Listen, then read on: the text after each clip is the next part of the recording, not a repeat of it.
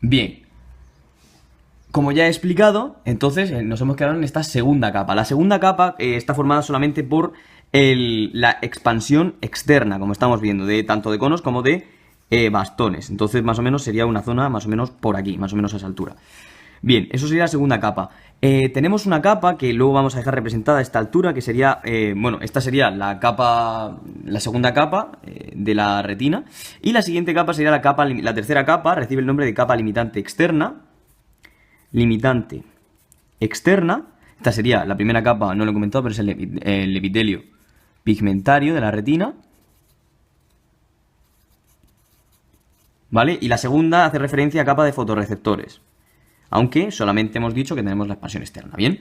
Luego tenemos la cuarta capa, que serían solamente la capa de núcleos y tal. Sería la cuarta capa, capa nuclear externa, ¿de acuerdo?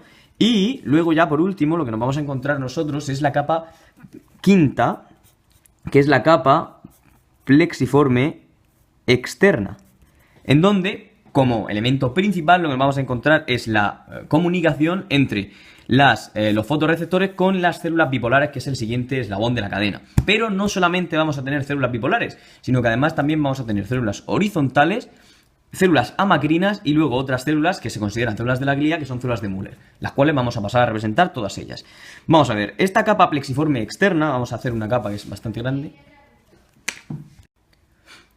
Bien, algo muy importante que no he comentado sobre conos y bastones es que bastones, como ya he dicho, solamente detectan luz, no luz. Sin embargo, estos son capaces de detectar si estamos recibiendo color azul, verde o rojo, una señal, un fotón que viene, eso se resume en la longitud de onda que lleva el fotón que están recibiendo.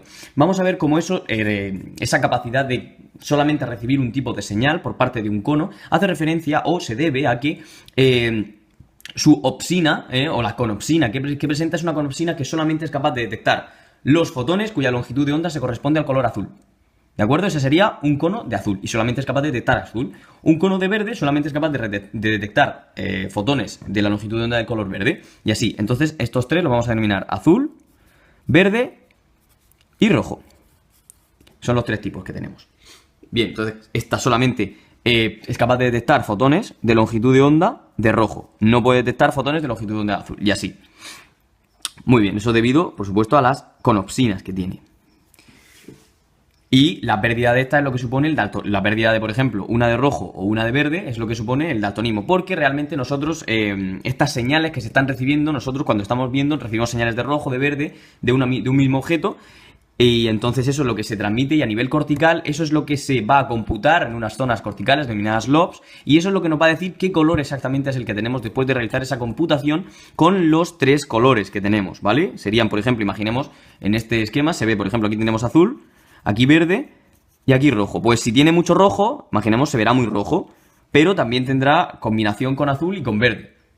Si nosotros no tenemos la capacidad de ver verde, es decir, por ejemplo, hemos perdido, o como sucede en el daltonismo, hemos perdido la conopsina que nos permite ver verde por modificación genética. Recordemos que esta enfermedad, en cuanto al rojo y verde, es un gen mutado que se encuentra en el cromosoma X y por eso se produce más en hombres que en mujeres.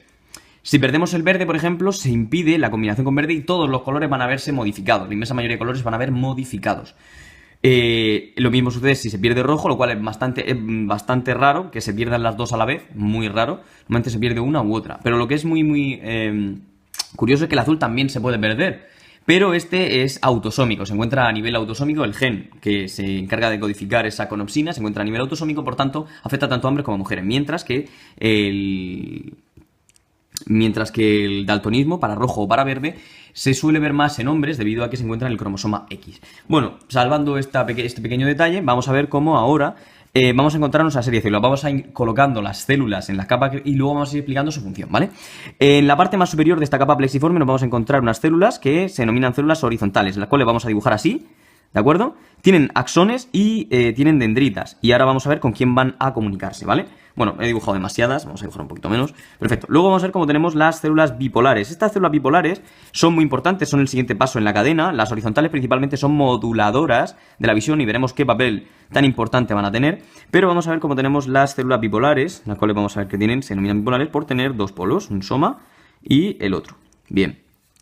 Esta otra parte aquí, bueno, más o menos, pues imaginemos que está ahí, perfecto. Otra por aquí. Muy bien. Y con esto es más que suficiente. ¿De acuerdo?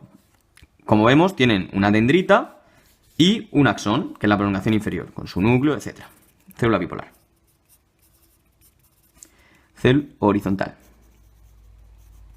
He olvidado comentar que las células horizontales entre sí están unidas por uniones comunicantes, por lo que le pase a una lo notarán el resto, ¿vale? En mayor o menor grado según el estímulo que reciba, que ahora veremos a ver quién le va a dar esos estímulos.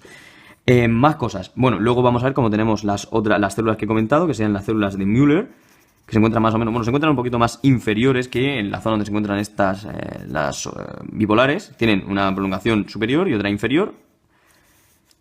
Y entonces vamos a ver cómo esta es la que nos va a formar esa capa 3, formada por uniones occludens con los fotorreceptores, como estamos viendo. Así, a esta altura, ahí, perfecto. Y luego vamos a ver cómo tendríamos la capa inferior, que hará exactamente lo mismo en la parte inferior, que yo dejo representada así, para ver hasta dónde llego con este esquema. Perfecto. Pues muy bien, y ya en la parte más inferior de esta capa, lo que nos vamos a encontrar nosotros son unas células, que son unas células bastante extrañas, y que se denominan células amacrinas. Como vemos, estas células amacrinas lo que tienen es un soma y vamos a ver cómo tienen una serie de prolongaciones, que no son ni axones ni dendritas, sino que es un punto intermedio. Se parecen bastante a las células de los granos que nos encontramos en el epitelio, en el bulbo olfatorio, ¿vale? Bien, las tenemos más o menos así. Estas serían las... Hay varios tipos de amacrinas, yo estoy representando el modelo estándar, pero ahora vamos a ver cómo hay varios tipos y vamos a ver cómo además, luego las comentaremos un poquito, además tenemos, aparte de estas, tenemos interplexiformes, que van desde la plexiforme, como hemos visto, externa a la interna, también tenemos las invertidas, que están en la capa de células ganglionares, lo que pasa es que están orientadas hacia esta capa aquí y tal, y eso básicamente, bueno, entonces, ya hemos comentado aquí las amacrinas, que ahora vamos a hablar un poquito más, son unas... están muy estudiadas, pero aún no se sabe mucho de ellas. Vamos a ver cómo tenemos que saber que los neurotransmisores que utilizan son muy diversos, tamaños muy diversos, formas muy diversas. No hay un criterio homologado, hay varios tipos y tal. Entonces, y luego aquí tenemos las de Müller, que básicamente son células glia, son glia.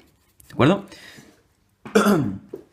Pues muy bien, entonces, ¿cuántas capas hemos visto aquí? Pues nos hemos quedado en la capa 5, que era la capa plexiforme externa. Bueno, pues la siguiente capa será la capa nuclear interna, como estamos viendo, que será la capa número 6, que sería esta, donde están estos núcleos aquí, ¿de acuerdo? Y los de las células de Müller también se incluyen aquí. Y ya por último, de esta capa, pues desciende por aquí y tal, estas van bajando, bajarán por aquí, llegarán a una capa que va a ser la capa, a ver si la adivináis, plexiforme interna. Perfecto, capa número 7. Perfecto. Vamos a extender esta un poquito más. Muy bien, entonces, vamos a explicar ahora un poquito cómo van a funcionar o qué van a hacer estos distintos tipos de células.